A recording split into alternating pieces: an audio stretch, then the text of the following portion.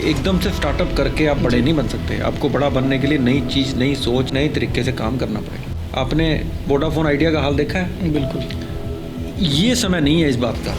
अपने को माइंड, अपने को विज़न बहुत दूर का रख के इन्वेंशन का समय है। जिसको मैं सिलेक्ट कर रहा था उसको वो रिजेक्ट कर रहे थे, जिसको मैं रिजेक्ट कर रहा था उसको वो सिलेक्ट कर रहे थे। तो मैंने कहा जी मेरे को समझ नहीं आया मेरा क्राइटेरिया और आपका क्राइटेरिया एक अलग क्यों है।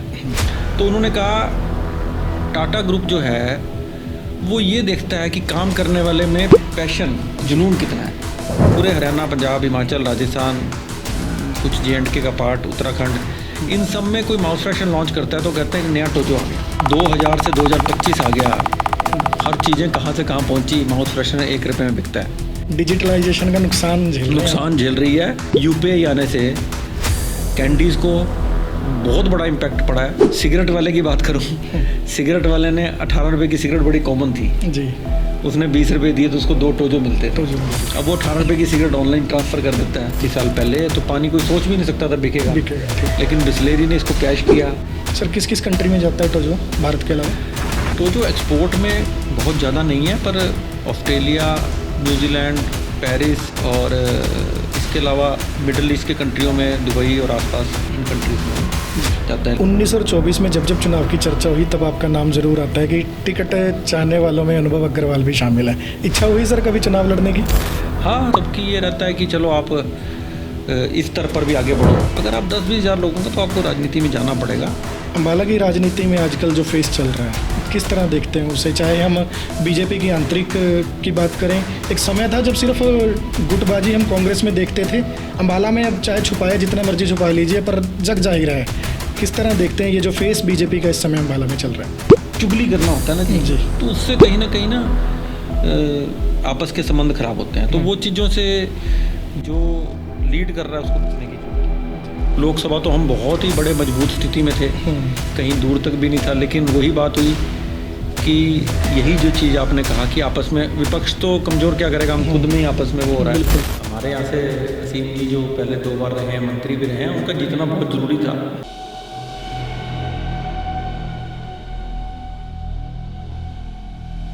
भारत में हर रोज़ हज़ारों बिजनेस शुरू होते हैं आशाओं और उम्मीदों के साथ। कोई भी नया अगर बिज़नेस शुरू करता है तो वो इसी उम्मीद के साथ शुरू करता है कि वो अपने बिज़नेस को बुलंदियों पर लेकर जाएगा और आने वाले समय में उस बिज़नेस को एम्पायर के रूप में खड़ा करेगा। लेकिन दुर्भाग्य की बात यह है कि जिस तेज़ी के साथ भारत में बिज़नेस शुरू हो रहे हैं उसी तेज़ी के साथ बंद भी हो रहे हैं। क्या गलतियां बिजनेसमैन करते हैं, क्या कमियां उसमें रह जाती हैं, या फिर कोई ना कोई ऐसी वजह जो है वो एक आम इंसान को बड़ा बिजनेसमैन नहीं बनने दे रही? इस बातों के जवाब, इन सवालों के जवाब जो है वो एक हम ये कह सकते हैं कि सफल बिजनेसमैन ही दे पाएगा। और उसी के लिए आज हमारे स्टूडियो में मौजूद हैं एक सफल बिजनेसमैन जिन्हें हम कहेंगे जो किसी परिचय के मोहताज नहीं है, अनुभव अग्रवाल जी। सर आपका बहुत बहुत स्वागत है जी। थैंक यू जी, धन्यवाद देश प्रदेश का भी और हरप्रीत जी आपका भी। बहुमूल्य समय आपने निकाला और मेरे को ऐसे इस मंच पर बुलाने का मौका दिया। सर आपने शुरुआत हमारी सुन ही ली कि हम बिज़नेस पर बात करेंगे आज। काफ़ी आपका बिज़नेस जो है हम देखते हैं कि एक सफल हैं आप इंसान, अम्बाला में कहें, देश दुनिया में कहें, अच्छी पहचान रखते हैं। हज़ारों बिज़नेस सर शुरू हो रहे हैं देश दुनिया में, अम्बाला में, लेकिन देखते ही देखते गिनती के दिनों में वो बंद भी हो जाते हैं। क्या वजह मानते हैं सर? शुरुआत तो यहीं से करना चाहूँगा मैं। किसी भी काम को आपने कामयाबी हासिल करनी है तो मेरे को 1-2 अच्छे लोगों से, या मैं कहूँ कि एक बार तनिष्क की मीटिंग चल रही थी तो जो मीटिंग लेने के लिए ऑफिसर आए हुए थे, बड़ी अच्छी बात पता लगी कि जिसको मैं सिलेक्ट कर रहा था उसको वो रिजेक्ट कर रहे थे, जिसको मैं रिजेक्ट कर रहा था उसको वो सिलेक्ट कर रहे थे। तो मैंने कहा जी मेरे को समझ नहीं आया मेरा क्राइटेरिया और आपका क्राइटेरिया एक अलग क्यों है। तो उन्होंने कहा टाटा ग्रुप जो है वो ये देखता है कि काम करने वाले में पैशन, जुनून कितना है। अगर उसमें जुनून है, उसमें पैशन है तो उसकी कामयाबी को कोई रोक नहीं सकता जी। तो यही चीज़ अपने बिजनेस पे लागू होती है। अगर हम अपने बिजनेस में 100% देंगे, उसको एक जुनून के साथ लेंगे, मिशन के साथ लेंगे, तो हम उसमें ज़रूर कामयाब होंगे। देखिए भाग्य हमेशा साथ, मतलब भाग्य का एक रोल है पर वो रोल बहुत छोटा सा है। प्रभु उसी का साथ देते हैं जो अपना साथ खुद देता है जी। जो अपने कर्म को प्रधान मानता है, जो अपने काम को ही कर्म पूजा या उसी को ईश्वर का रूप मान के ये तो बहुत संतों ने भी कहा है कि कर्म प्रधान है। जी अगर हमने वो कर लिया तो मैं नहीं समझता कि कोई एक्सेप्शनल केस तो देखो पूरी दुनिया में है, लेकिन कामयाबी उसके हाथ लगनी ही लगनी है। कितने भी एग्जाम्पल आप चारों तरफ देखोगे, अम्बाला की विसिनिटी में मानेंगे, हरियाणा प्रदेश में मानेंगे और सेंटर स्तर पे मानेंगे, वो लोग, वो बच्चे जिन्होंने स्टार्टअप शुरू किए और जिन्होंने अपने इस काम को एक मिशन के तहत लिया, जी और ये कामयाबी मिलेगी नहीं मिलेगी उसको बाद में, पहले उसको 100% दो, ठीक आप है। कामयाब हो। जी, लेकिन सर कई ऐसे भी हमने केस देखे हैं कि बंदा बड़ी शिद्दत से काम कर रहा है, पूरा समय भी दे रहा है, मेहनत भी दे रहा है, कुछ ऐसी गलतियां हो जाती हैं, चाहे अगर हम मैन्युफैक्चरिंग की बात करें तो सेल, या फिर अगर हम बात करें कि परचेज में गड़बड़ हो जाती है, कहीं कुछ ऐसे टेक्निकल पॉइंट हैं जो नए बिजनेसमैन जो स्टार्टअप शुरू करें उनको ध्यान रखने चाहिए? जैसे मैंने आपको बताया कि देखिए, जुनून जुनून ज़रूरी है। आपने काम किया और काम में सब कुछ होने के बाद कामयाबी नहीं हुई, इसका एक बहुत बड़ा रीज़न ये है कि हम खाली ये जो समय है वो शारीरिक मेहनत का नहीं है, जी हमें मानसिक मेहनत, हमें मेंटली भी काम करना है। बिल्कुल। कितने ही बिजनेसमैन का आपको एग्जांपल दूंगा कि उन्होंने एक वर्ड होता है ठर्रे पर चलकर, जी ठर्रे पे चलकर आज आप कामयाब नहीं हो सकते। बिल्कुल। आपके पास 50,000 करोड़ हैं और आपने पता लगा कि मोबाइल कंपनी शुरू कर दी, मोबाइल कंपनी 50,000 करोड़ से शुरू नहीं होती, जी लेकिन आपको कंपटीशन इतना ज़्यादा है। आपने वोडाफोन आइडिया का हाल देखा है। बिल्कुल। ये समय नहीं है इस बात का। अपने को माइंड, अपने को विज़न बहुत दूर कर रख के इन्वेंशन का समय है। जी। शायद आप 10,000 रुपये में, अगर हम एप्पल की बात करें या हम व्हाट्सएप और इसके मार्क जुकरबर्ग की बात करें, तो जी। उनकी मदर को बताया गया कि वो लाइन में लगकर खाना खाती थी, तो कैसे काम है, उन्होंने तो पैसा भी नहीं लगाया। बिल्कुल। शायद उन्होंने, अभी आपने कहा कि बहुत मेहनत करने के बाद कामयाब नहीं हुए, लेकिन उन्होंने मेहनत भी नहीं करी होगी। वो मेहनत करी है, उन्होंने दिमाग यूज़ करके आज के समय के अनुसार, हमारा सोशल मीडिया का टाइम है, हमारा डिजिटल दुनिया का टाइम है, उसको पकड़ करी है। जी ऐसे ही जब हम बिजनेस चैनल देखते हैं तो उसमें बड़े बड़े इकोनॉमिस्ट ये बात बोल रहे हैं कि अगर आपने अगले 20 सालों में भारत बढ़ता हुआ भारत है, आपका एक 2047 में विकसित भारत का सपना प्रधानमंत्री जी ने देखा है, वो व्यापारियों के लिए भी सच होगा, लेकिन उसके लिए सच होगा जो अगले समय को, अगले ही काम को, इस दौर में जो काम चलना है। जी जो पुराने काम है वो तो चलेंगे, लेकिन उसके साथ अगर आप चाहोगे एकदम से स्टार्टअप करके आप बड़े नहीं बन सकते। आपको बड़ा बनने के लिए नई चीज़, नई सोच, नए तरीके से काम करना पड़ेगा। जी सर, आपका एक ब्रांड टोजो बड़ा फेमस है, पूरे हम कह सकते हैं कि भारत में तो फेमस है ही है। हमने पता किया है कि आप कई अदर कंट्रीज़ में भी सप्लाई होता है। इसकी शुरुआत आपने किस तरह से की थी, क्या सोच थी, और आज किस मुकाम पर है टोजो? वैसे तो मेन पारिवारिक व्यवसाय टबैको का रहा है, लेकिन मन में एक बात आई कि एक ऐसा प्रोडक्ट भी रखें जो टबैको से फ्री हो और कॉमन मैन की रीच में हो, कॉमन मैन उसको यूज़ कर सके, बच्चे यूज़ कर सकें। इससे जुड़ा हुआ एक प्रोडक्ट धीरे धीरे करके, और बात यह है, वही बात कही कि अगर हमारी मंशा ठीक थी, वो कॉम्बिनेशन अगर आप देखेंगे तो वो लगता है कि यार मैं भी बना लूँगा, मैं भी बना लूँगा, मैं भी बना लूँगा। जी लेकिन उस कॉम्बिनेशन को बनाने में या उसके बनाने के अंदर हमारी मेहनत, हमारी मंशा और उसके बाद किस्मत और उसके बाद प्रभु का आशीर्वाद, ये सब मिलके क्या होता है कि चीज़ ऐसी बन जाती है।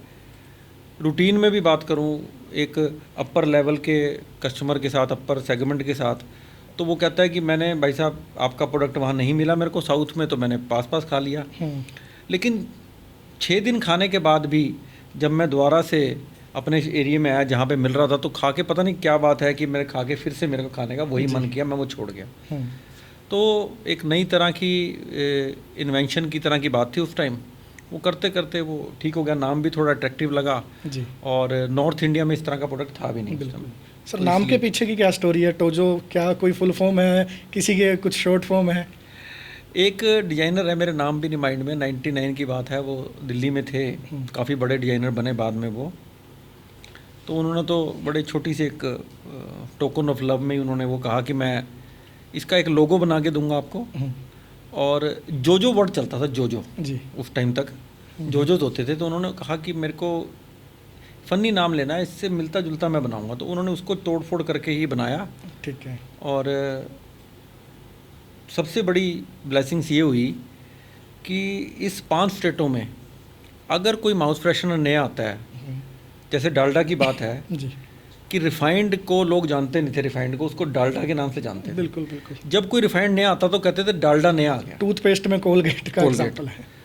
सर्फ के अंदर कोई नया आता था तो नया सर्फ आया है, हम्म, जबकि Surf is the name of brand. ऐसे ही पूरे हरियाणा, पंजाब, हिमाचल, राजस्थान, कुछ JNK का पार्ट, उत्तराखंड, इन सब में कोई माउथ फ्रेशनर लॉन्च करता है तो कहते हैं कि नया टोजो आ गया। जी ये चीज़ जो हासिल होती है ना, ये बड़ी मेहनत के बाद, बहुत टाइम के बाद, हम्म, समझो कि एक पीढ़ी लग जाती है ये चीज़ जी, बनने में, बिल्कुल। कि आप माउथ फ्रेशनर ना होके, आप टोजो ना होके, आप ऐसे माउथ फ्रेशनर का एक ऐसी चीज़ बन गई कि आने वाला कहता है कि नया टोजो। जी सर, मार्केट में आपने अभी और भी ब्रांड्स के नाम लिए, कितना टफ कंपटीशन था जब शुरू किया और आज की डेट में किस तरह से compete कर रहे हैं इनके साथ? आज के दिन तक भी माउथ फ्रेशनर बहुत कॉम्पिटिटिव प्रोडक्ट है। 2000 से 2025 आ गया, हर चीज़ें कहाँ से कहाँ पहुँची, माउथ फ्रेशनर 1 रुपये में बिकता है। जी जैसे शैम्पू है, शैम्पू के मार्केट के बारे में कहते हैं कि शैम्पू आज भी आम मार्केट में 1 रुपये का शैम्पू बहुत कॉमन है, और बड़ी बड़ी मल्टीनेशनल कंपनी जिनका इंफ्रास्ट्रक्चर कॉस्ट बहुत बड़ी होती है, जी उनको भी शैम्पू 1 रुपये में बनाना पड़ता है। जी कुछ समय से हमने मेहनत करके 5 रुपये में भी कामयाबी हासिल की है, MRP 5, लेकिन मेजॉरिटी मार्केट 1 में है। ठीक है।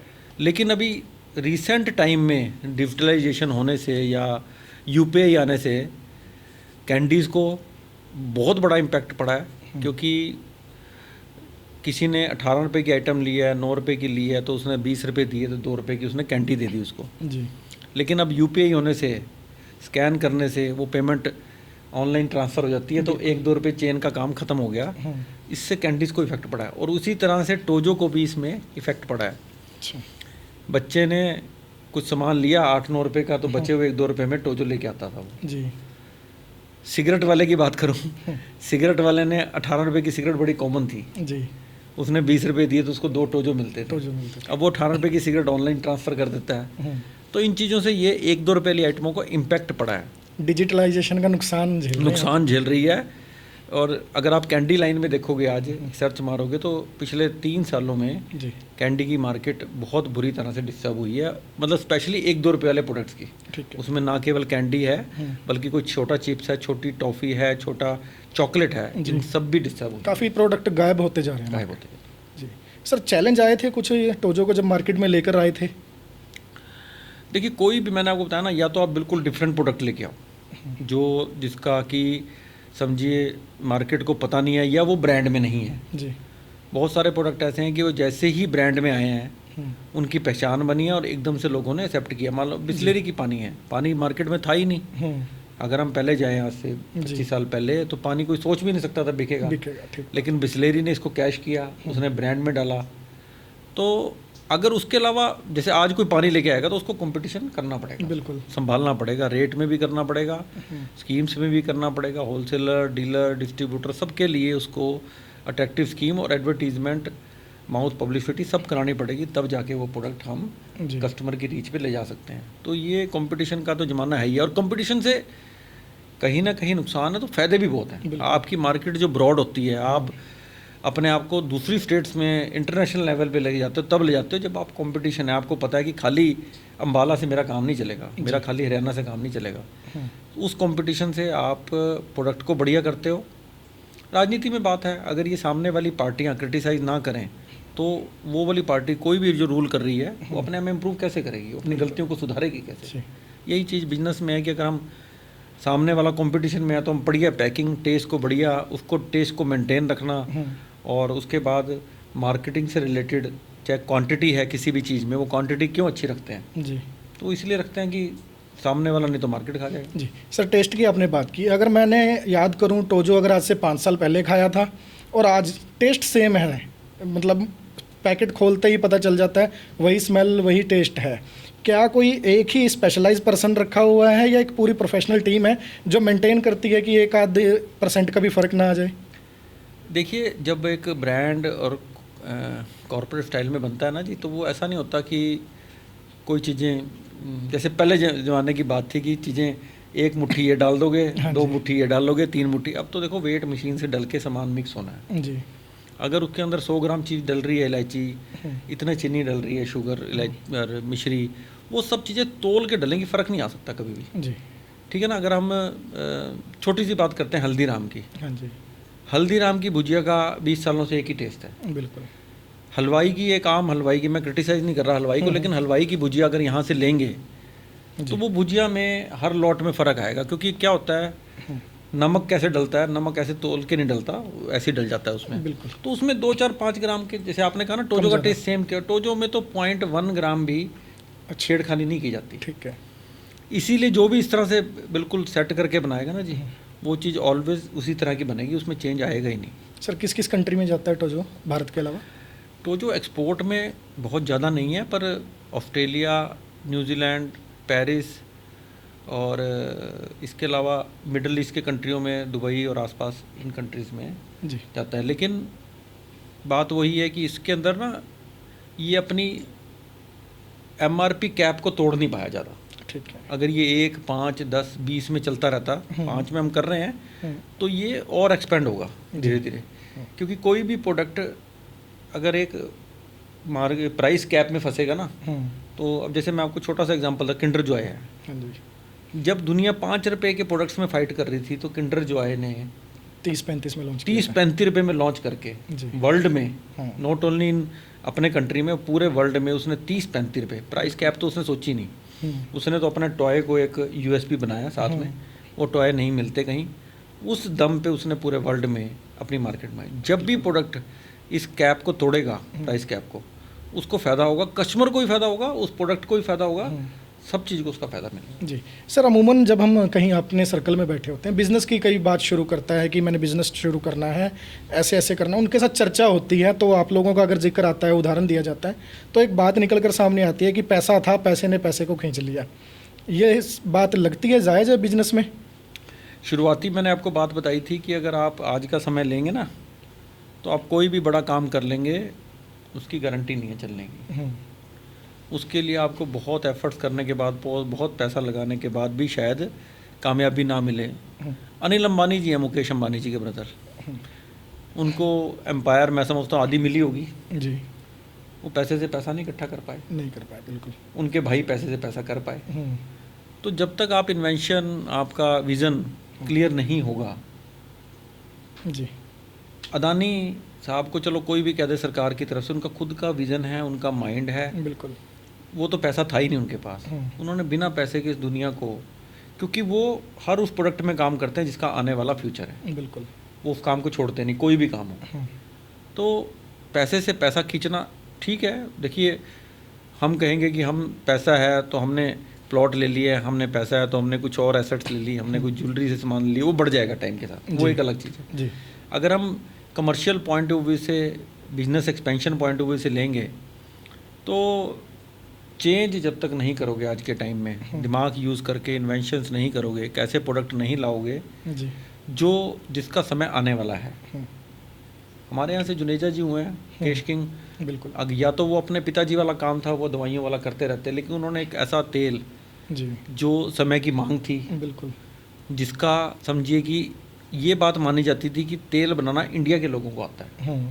उन्होंने उस चीज़ को कैश किया, उसको पढ़ा, उनकी स्टडी, एडवर्टीजमेंट एक डिफरेंट तरह की एडवर्टीजमेंट थी, वो कॉर्पोरेट ऐड ना होके एक ऐसी ऐड थी जो कस्टमर को सीधा अट्रैक्ट करती थी। जी। तो ये चीज़ें पकड़ने की बात है, यही समय है। जी। सर एक बिजनेसमैन की रूटीन क्या होती है? काफ़ी चीज़ें मैनेज करनी पड़ती हैं। आपकी अगर मैं बात करूं, दिन की शुरुआत क्या रहती है? काफ़ी आप एक्टिव रहते हैं और फिटनेस पर भी ध्यान दे पाते हैं इस दौरान सारा कुछ? देखिए, मेरा जीवन का पहला लक्ष्य है अपना और अपने शरीर का ख्याल करना है। उसके लिए मैं किसी भी तरह से समय निकालता हूँ, और 2002 से आज तक 23 साल की जर्नी है। जी। कोई रेयरेस्ट केस होता है जब मैं छुट्टी करता हूँ, आउट ऑफ अम्बाला हूँ, आउट ऑफ अम्बाला भी अगर हूँ तो मेरे को कोई रात को बहुत लेट हो गया, 12-1 बजे तक अगर मैं सो गया हूँ तो मेरे को 6, साढ़े 6, 7 बजे तक उठने में कोई इशू नहीं है। ठीक है। ये बॉडी का रूटीन समझ लीजिए, इसको समझ लीजिए कि मेरा व्यापार, मेरा समाज, मेरा परिवार इसी हेल्थ की वजह से, इसी फिटनेस की वजह से मैं कर पा रहा हूँ। जी। और सबसे बड़ी बात, मैंने इसको ज़िंदगी में आपकी हॉबी बनाना है काम को, मैंने इसको हॉबी बनाया हुआ है, इसको आनंद के लिए करता हूँ, आनंद के लिए करता हूँ तो मेरे को मज़ा आता है। जी। सर इसके अलावा, बिज़नेस के अलावा भी कुछ रुचि रखते हैं? क्योंकि सारा दिन तो बिज़नेस में नहीं रह सकते ना, देखिए, मैंने वैसे बिजनेस को बहुत टाइम नहीं दिया है, टाइम दिया है, लेकिन साथ साथ ही सोशल एक्टिविटीज़ को, पॉलिटिकल एक्टिविटीज़ को, हेल्थ एक्टिविटीज़ को, जी। इन तीनों को ज़िंदगी में साथ लेके चला हूँ। हम्म, इन सब का जो कॉम्बिनेशन, वो सिर्फ क्या है कि आपने मैनेज करना टाइम अपना। जी अगर टाइम मैनेजमेंट आपने कर ली तो आपके लिए कोई भी इम्पॉसिबल नहीं है जी। जी बात ये होती है कि अगर किसी ने 10 बजे उठेगा, 11 बजे तक रेडी होगा, अपने व्यापार पे 12-1 बजे जाएगा, तो 1 से लेके टाइम तो उतना ही है ना जी। बिल्कुल। अगर आपने 1 से लेके 7 बजे तक 6 घंटे आप पे रह गए, तो क्या तो व्यापार करोगे, क्या समाज को समय दोगे, जी क्या आप कोई राजनीतिक क्षेत्र में काम करोगे। बिल्कुल। अब हमारे पास 6 से लेके रात के 8-9 बजे तक 14 घंटे हैं। बिल्कुल। उसी 14 घंटों को हम यूज़ ज़्यादा कर पाएंगे। जी तो हर किसी के लिए एक मैसेज है कि वो ये बात कहे कि मेरे पास समय नहीं है, तो वो विश्व की सारे बड़े बड़े सेलिब्रिटीज़, बड़े बड़े लीडर्स, बड़े बड़े कोई स्पोर्ट्समैन, किसी भी तरह को ले लो, कि वो सारे कामों को, जो अपना प्रोफेशन है उसको भी करते हैं। बिल्कुल। इसके बाद मान लो फॉर एग्जांपल, सबकी बात ना करूं तो आदरणीय प्रधानमंत्री जी को ले लें, तो पूरे विश्व को देख रहे हैं, देश को देख रहे हैं, इसके साथ साथ वो अपनी हेल्थ का भी ख्याल कर पा रहे हैं। जी और ऐसे मुद्दे जो प्रधानमंत्री के नहीं हैं, बच्चों की शिक्षा का मुद्दा हो गया, महिलाओं की सुरक्षा की बात होगी, जो वुमेन डे आ गया, या पुराने संत महात्माओं के दिवस जो बिल्कुल। समय के साथ साथ छिप गए थे, उनको निकालना। तो समय तो हमने बनाना है, जी टाइम को सेट करना है, जी। सब काम पूरे हो जाते हैं। राजनीति बूस्ट देती है इस सब के बीच में? थोड़ा बहुत आप भी इंटरेस्ट रखते हैं? हाँ, राजनीति इसको बूस्ट नहीं देती जी। राजनीति से ये है कि इस कोई आकांक्षाओं के लिए कोई राजनीति में पार्टिसिपेट नहीं किया, कि जब हम इस जीवन में आए हैं, सब काम कर रहे हैं, जी तो कुछ ऐसा काम भी करें जो कहीं समाज के लिए, देश के लिए हो। समाज के लिए अगर अम्बाला शहर के लिए करना हो, तो मैं समझता हूँ कि हम सामाजिक कार्य कर ही रहे हैं परिवार शुरू से। जी लेकिन अगर उसको बड़े स्तर पर करना है, तो कहीं ना कहीं आपको राजनीतिक स्तर पर भी एक्टिव होना पड़ेगा, जी। तभी आप इसको हज़ारों में ले जा सकते हो। राष्ट्रीय राजनीति में जाओगे तो लाखों लोगों के लिए भला कर सकते हो। बिल्कुल। वैसे अपने व्यापार के रूप में अगर आप समाज सेवा करना चाहें, तो आप 100-200 कितनों का भला कर सकते हो आप एक व्यापार करते करते। बिल्कुल। 100 का, 200 का, 400 का। अगर आप 10-20 हज़ार लोगों का, तो आपको राजनीति में जाना पड़ेगा। तो इस उद्देश्य से कि हम राजनीति के माध्यम से इस जीवन को जीते जी देश के लिए भी कुछ कर पाएँ, उस उद्देश्य से आगे राजनीति। 19 और 24 में जब जब चुनाव की चर्चा हुई, तब आपका नाम जरूर आता है कि टिकट चाहने वालों में अनुभव अग्रवाल भी शामिल है। इच्छा हुई सर कभी चुनाव लड़ने की? हाँ, देखिए, जब क्योंकि कुछ परिवार से जुड़े हुए लोग हैं, कुछ समाज के लोग हैं जो अपने साथ पारिवारिक मित्रता, सब तरह का संबंध रखते हैं, तो उनकी इच्छाएं भी हैं, और पार्टी के लिए समय समय पर जो दायित्व दिए वो पूरे भी करे हैं। जी। आरएसएस के साथ जुड़ के भी जो दायित्व उन्होंने दिए हैं वो पूरे करे हैं। तो सबकी ये रहता है कि चलो आप इस स्तर पर भी आगे बढ़ो। तो हमारी इच्छा ये होती है कि पार्टी, और ये नहीं है कि पार्टी ने टिकट नहीं दिया तो हम बुरा लगेगा, या हम लेग पुलिंग वाली राजनीति ज़िंदगी में कभी करी होगी, किसी की बुराई करके अपना कुछ करना। ठीक है, हम अपना काम, अपनी लाइन तो अच्छी कर सकते हैं, लेकिन लाइन पे किसी और के अटैक करना या वो करना, वो ना जीवन में था, ना जीवन में होगा। तो अपनी लाइन को अच्छी करके, वो चाहे हम समाज के कार्य करके करें, पार्टी का कोई आदेश है उसको पूरा करके करें, जो जो समय समय पर वो देगी वो पूरा करेंगे, उसके बदले में ना भी मिले तो कोई बात नहीं। जी। और हमें तो सिखाया गया पहले देश, जी। फिर पार्टी, फिर परिवार। तो इस बात को मानते हुए आगे चल रहे हैं। अम्बाला की राजनीति में आजकल जो फेस चल रहा है, किस तरह देखते हैं उसे? चाहे हम बीजेपी की आंतरिक की बात करें, एक समय था जब सिर्फ गुटबाजी हम कांग्रेस में देखते थे, अम्बाला में अब चाहे छुपाए जितना मर्जी छुपा लीजिए, पर जग जाहिर है। किस तरह देखते हैं ये जो फेस बीजेपी का इस समय अम्बाला में चल रहा है? देखिए, थोड़ा सा तो ये सीन अच्छा नहीं है, पर फिर भी देखिए, जब अब भाजपा का यहाँ पर होते होते 11 साल हो गए हैं, तो कुछ मैं समझता हूँ कि कहीं ना कहीं निजी इच्छाएं प्रबल हो जाती हैं, और कंट्रोवर्सी ऐसा होता है ना जी, समय के साथ साथ जो जुड़े रहते हैं नेताओं के साथ, वो भी एक आपस में कहीं ना कहीं कारण बनते हैं कि वो, जिसको मैं शब्द नहीं कर पा रहा, चुगली करना होता है ना जी, तो उससे कहीं ना आपस के संबंध खराब होते हैं। तो वो चीज़ों से जो लीड कर रहा है उसको बचने की जरूरत है जी। किसी ने उसको कहा कि जी वो आपके बारे में ये बोल रहा है, दूसरी तरफ उसने, तो वो इन चीज़ों को हमें इग्नोर करने की ज़रूरत है और हमें धरातल पर रहकर काम करने की ज़रूरत है। कुल मिलाकर संगठन जो है इस कलयुग के समय में, संगठन सबसे बड़ी शक्ति है। बिल्कुल। अगर संगठन कहीं हिलेगा, उसमें दरार पड़ेगी, तो उसका फ़ायदा विपक्ष को मिलेगा या नकारात्मक लोगों को मिलेगा। जी, मिला भी है, अभी लोकसभा विधानसभा गए। लोकसभा में मिला है, विधानसभा में मिला है। लोकसभा तो हम बहुत ही बड़े मजबूत स्थिति में थे, कहीं दूर तक भी नहीं था, लेकिन वही बात हुई कि यही जो चीज़ आपने कहा कि आपस में विपक्ष तो कमज़ोर क्या करेगा, हम खुद में ही आपस में वो हो रहा है। बिल्कुल। पर देखिए हमारे साथ सब पैरेलल टीम में काम करती हैं, प्रदेश स्तर पे सब देख रहे हैं, तो कोई ना कोई सोल्यूशन समय समय पर आता रहता है। मुश्किलें आएंगी तभी उसका सोल्यूशन आएगा। बिल्कुल। इसी का नाम भारतीय जनता पार्टी है कि वो ऐसे बुरे वक्त में भी अफसरों को ढूंढती है, जी। तो इसका भी फ़ायदा मिलेगा हमें सबको। अम्बाला शहर से बीजेपी का हारना आपके लिए बड़ी वजह है या सरकार आ गई हरियाणा में, वो अम्बाला के लिए अच्छा हुआ है, किस तरह देखते हैं? क्योंकि कहा जाता है कि अगर किसी विधानसभा में विपक्ष का एमएलए है और ऊपर सरकार दूसरी है तो 5 साल पीछे गया वो, क्या मानते हैं? देखिए ये हमारे यहाँ से असीम जी जो पहले 2 बार रहे हैं, मंत्री भी रहे हैं, उनका जीतना बहुत ज़रूरी था। ऐसा नहीं कि उससे सरकार आनी चाहिए और वो हार जानी चाहिए, ऐसा कुछ नहीं होता।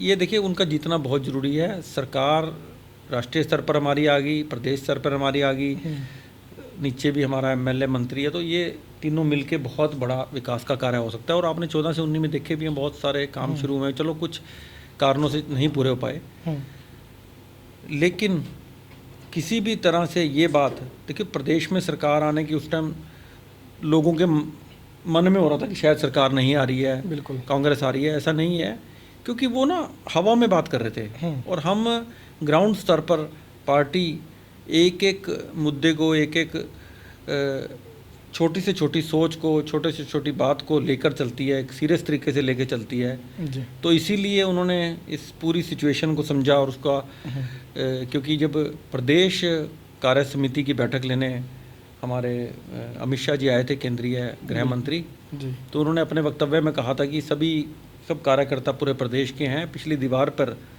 भारतीय जनता पार्टी और हम ये कह के जा रहे हैं कि नायब सैनी जी के नेतृत्व में चुनाव लड़ा जाएगा और तीसरी बार आपकी सरकार क्लियर मेजोरिटी की सरकार बनने जा रही है। बिल्कुल।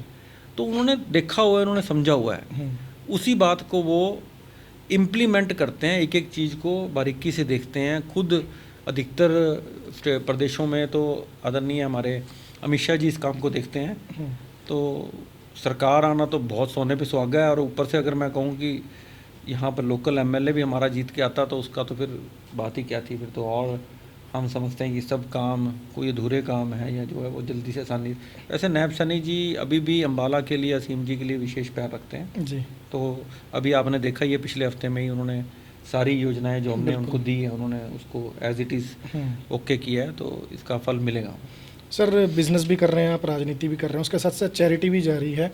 एक स्कूल आपने हमें पता लगा था कि संभाल रखा है, पहले भी चर्चा हुई है, उस स्कूल की आज क्या पोजीशन है और किस तरह से वहाँ पर आप काम कर रहे हैं? सर स्कूल केवल एक नहीं है, उस स्कूल में तो क्योंकि देश प्रदेश भी आया कई बार, SBNSD स्कूल है, वो गली के अंदर है और एफिलेटेड है हरियाणा सरकार का।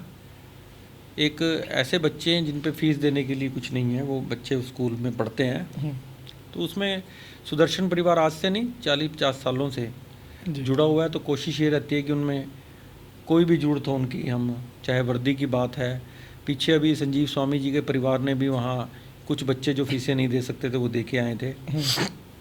समय समय पर काफ़ी NGOs मैंने अपील भी की थी कि वो इसका ध्यान रखें, तो खुद ब खुद अब धीरे धीरे जैसे जैसे मीडिया का भी धन्यवाद है, विशेष तौर पर देश प्रदेश का भी, जिन्होंने उसको हाईलाइट किया था कि ये स्कूल ऐसा गली के अंदर बना हुआ है और इसकी ज़रूरत है तो सभी मिलके करें। तो उसके बाद 4-5 बार वहाँ पे कोई ना कोई प्रोजेक्ट लगे हैं जी। तो उसमें उस स्कूल को कुछ ना कुछ वो चलता रहेगा और हम कोशिश है कि मिलजुल कर चलाते रहेंगे। और भी 4-5 स्कूल हैं, महाराजा अग्रसेन में तो मैं खुद ट्रस्टी हूँ और एक अमना नाहना उसके पास भी एक स्कूल है, कई स्कूल हैं जो उनमें कोशिश है कि बच्चे, क्योंकि शिक्षा एक ऐसा माध्यम है कि विकसित भारत इसके बिना पूरा नहीं हो सकता। सर मॉडर्न होते ज़माने में आज की डेट में अगर हम बात करें AI तक पहुंच चुके हैं हम, आपने इस पूरे मॉडर्नाइजेशन के बीच में एक गुरुकुल भी खोल दिया अम्बाला में। क्या सोच थी इसके पीछे, और क्या वहाँ बच्चे इंटरेस्ट ले रहे हैं सर, परिवार ले रहे हैं? देखिए, शुरू शुरू में ना बच्चा नहीं इंटरेस्ट लेता, लेकिन वो धीरे धीरे जब सीखता है ना, हमारे भारत की पहचान हमारी संस्कृति, हमारी संस्कारों, हमारी मान्यताओं से ही है। इसका पता होना बच्चे को बहुत ज़रूरी है। जी। समय आएगा, अस्तित्व हमारा भारत का पुराने समय में भी शायद कहते हैं वो जो बाहर से आतंकी आक्रांताओं को बोलते हैं, उन्होंने आगे ध्वस्त किया, लेकिन वो आज तक जिंदा क्यों रहा? क्योंकि हमारा एक अपना कल्चर था, हमारी संस्कृति थी, हमारी पहचान थी, वो मिट रही है समय के साथ साथ। इस बात को जिंदा रखने के लिए ये पूरी एक सनातन धर्म सभा की एक टीम ने अलग से टीम बनाई और उन्होंने उसको दायित्व दिया। सुदर्शन ऑडिटोरियम है हमारे परिवार के ट्रस्ट के द्वारा बनाया गया, एक बिल्कुल एडजॉइनिंग वाली बिल्डिंग है, उसमें ये गुरुकुल चल रहा है और बच्चे शाम को 7 बजे मेरा जाने का मौका मिलता है और बच्चे सुंदर से श्लोक, हनुमान चालीसा, इस सब का उच्चारण करते हैं, तो पता लगता है कि ये असली भारत है। जी। और मेरी कोशिश भी रहती है कि कहीं भी अगर भगवत गीता का प्रचलन हो सके, मैं खुद भी गीता प्रेम संकल्प का अध्यक्ष हूँ अम्बाला से, और अपनी फैक्ट्री में भी एक आशी को 3 श्लोक सारी लेबर को हम बोलते हैं, वो उसका पीछे से उसका रिपीट करते हैं। तो बहुत ज़रूरी है, इसको पता होना चाहिए। हमें ज़रूरत है आज, बार बार हमने बोला है कि आधुनिकीकरण अपनाना है हमने जी, लेकिन पाश्चात्यकरण से बचना है। मॉडर्नाइजेशन बहुत अच्छी है, हमें अपने मंत्र संस्कार सब पता हो, साथ ही साथ हम कंप्यूटर AI को चलाएं। तो और आप उस बच्चे का जिसने भगवत गीता सीखी हुई है, कुछ श्लोक सीखे हुए हैं, जिसने हनुमान चालीसा, सुंदरकांड या कुछ भी चीज़ हमारे शास्त्रों का, हमारे पुराणों का, किसी का भी अध्ययन किया हुआ है, बिल्कुल, उसका एफिशिएंसी, उसका मेंटल लेवल आप चेक करना। मैंने बहुत कुछ, जी, क्योंकि परिवार बचपन से धर्म कर्म में लगा हुआ था, तो मैं कुछ चाहे भगवत गीता पढ़ता था, मैंने कंठस्थ भी की हुई हैं काफ़ी सारे श्लोक और भी दूसरे। उससे मेरे को फ़ायदा क्या मिला, और सबको मिलता है जी, कि वो जब अपना चैप्टर तैयार करता है ना, तो उसको किसी को 3 बार के रिवीजन में याद होगा, उसको 1 या 2 बार के रिवीजन में याद होगा, ये गारंटेड है। जी, तो ये चीज़ इसलिए ज़रूरी है कि ये अपने आप में हमारे जो ब्रेन है ना, उसकी मशीन की ओवरऑलिंग है ये। जी, तो वो मैथमेटिक्स जो काम करती है ना, वो हमारे मंत्र श्लोक भी काम करते हैं जी। और उसको गलत रास्ते पे चलने से रोकते हैं। तो चलिए सर, आपके साथ चर्चा तो चाहे हम दिन भर कर लें, कई ऐसे सवाल हैं, टॉपिक हैं। एक अंत में ना मैं आपसे जानना चाहूँगा कि अगर कोई भी व्यक्ति बिजनेस शुरू करने का सोच रहा है, प्लान कर रहा है, उसके लिए 1 या 2 मुख्य टिप्स आप क्या देना चाहेंगे कि किस चीज़ का वो स्टार्टअप में ध्यान रखे, कि अगर अभी प्लानिंग स्टेज पर है तो क्या ध्यान रखे, मार्केट को किस तरह से एनालाइज करे, अपने कस्टमर्स को किस तरह से एनालाइज करे, और सबसे बड़ी बात कि कंफ्यूज बहुत होते हैं यंगस्टर कि ये बनाऊँ वो बनाऊँ, या सेल परचेज ट्रेडिंग क्या कुछ किया जाए? जैसे मैंने शुरू में कहा था ना जी, कि हमें 100% देना है, हमें एक जुनून के साथ काम करना है। और बड़ी बात जो मैंने आपको बताई कि हमें अगला जो स्टार्टअप लगाना है ना, आपने शार्क टैंक टीवी पे आया, देखा है सबने? बिल्कुल। तो उसमें वो आके प्रपोजल डालते हैं, जो स्टार्टअप से जो बड़े लोग बने हैं वो सामने बैठे हैं। बिल्कुल। वो किसको सिलेक्ट करते हैं आप देखो उनमें से, वो यूनिक किसके कुछ अंदर idea। इक्विटी डालते हैं, जो चीज़ एक नई है, जो उनको पता है आने वाला समय है। ठीक बात है। अगर हमने एक रूटीन की चीज़, साबुन बनाना शुरू करा आज, जी, तो हमें बहुत स्ट्रगल करनी पड़ेगी, बिल्कुल। हमें कन्फ्यूज़न रहेगा। एक स्टेज आएगी, ऐसा नहीं कि वो कामयाब नहीं हो सकते, कामयाब वो भी होंगे, जी, लेकिन स्टेज ऐसी आ जाती है कि मैं ना आगे जाने लायक रहता हूँ ना पीछे आने लायक रहता हूँ, बिल्कुल।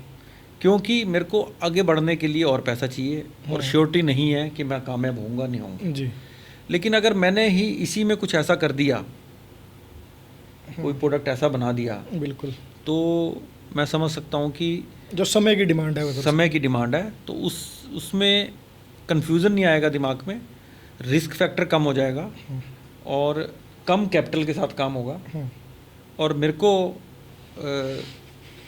अपना मतलब जो अगला वॉल्यूम है वो बड़ा मिलने के बहुत चांस हैं। बिल्कुल। तो ये चीज़ ज़रूर ध्यान में रखें कि हम जब एक इंडस्ट्री की तरफ जाएं तो कोशिश ये करें। और वैसे तो सबसे बड़ी चीज़ एक हो रहा है, आज पूरा जो समय है सब लोग नौकरियों की तरफ दौड़ रहे हैं। बिल्कुल, वैसे तो कोशिश ये करनी चाहिए कि नौकरी देने वाले बनो। सही बात है। नौकरी में मैं अपना समय सेव कर सकता हूँ, अपनी जनरेशन को ठीक चला सकता हूँ। जी व्यापार एक बार कर लिया है, रोजगार तो दोगे, समाज का भी भला करोगे और शायद अगली 3-4 जनरेशन के लिए आप भला करके जा रहे हो। जी तो व्यापार का इतना फ़ायदा है, लेकिन व्यापार के लिए वही बात है कि हमें सोच समझ के, देख के, समय लगा के और अपनी चादर से बाहर काम करोगे तो कभी भी फंसने का चांस है। बिल्कुल। हमारे पिताजी ने एक बहुत बढ़िया बात कही थी कि कोई चीज़ हम खर्च करने लगते थे, कह रहे जितना मर्जी खर्च करो, 100 रुपये कमा रहे हो तो 95 आपने खर्च करने हैं। 100 या 101 करोगे तो आज नहीं फंसोगे, कल फंसोगे, कल नहीं फंसोगे, परसों फंसोगे। बिल्कुल। ये एक वैश्य के लिए, एक अग्रवाल के सबसे बड़ा फार्मूला है और सबके लिए ये बढ़िया होता है कि जितनी कमाई करो उसका 99% खर्च कर दो, आपको कुछ नहीं होगा ज़िंदगी में। अगर आपने 100 खर्च कर दिया, 100 प्लस खर्च कर दिया, बिल्कुल आप फंस जाओगे। जी तो ये युवाओं के लिए बहुत बढ़िया है कि उसने जितनी वो खर्च कर सकता है उस व्यापार पे, उससे बहुत ज़्यादा खर्च करेगा तो फंस जाएगा कभी ना कभी। जी तो इस चीज़ को एक बैलेंस बना के। जी चलिए सर, बहुत बहुत धन्यवाद आपका यहाँ आने के लिए। तो बिल्कुल अगर आप बिज़नेस शुरू करने की सोच रहे हैं या बिज़नेस में ऑलरेडी हैं, तो हमें लगता है कि आज आपके कई सवालों का जवाब हम अनुभव अग्रवाल जी से दिलवाने में सफल रहे होंगे। और ज़रूर एक गुरु मंत्र इन्होंने दिया है कि अगर चादर से बाहर पैर जाएंगे तो भविष्य में दिक्कत होगी ही होगी। कहीं ऐसा ना हो कि आप बिज़नेस शुरू कर दें, लोन उस पर ले लें और फिर बाद में बिज़नेस भी बंद हो जाए और आप भी कर्जदार हो जाएं। तो ये पूरा जो आज का हमारा चर्चा रही है, इसे देखिएगा, गौर से सुनिए, समझिए और अपने जीवन में अगर हो सके तो उसे इम्प्लीमेंट भी कीजिएगा। अगली बार एक नए गेस्ट के साथ ज़रूर हाजिर होंगे।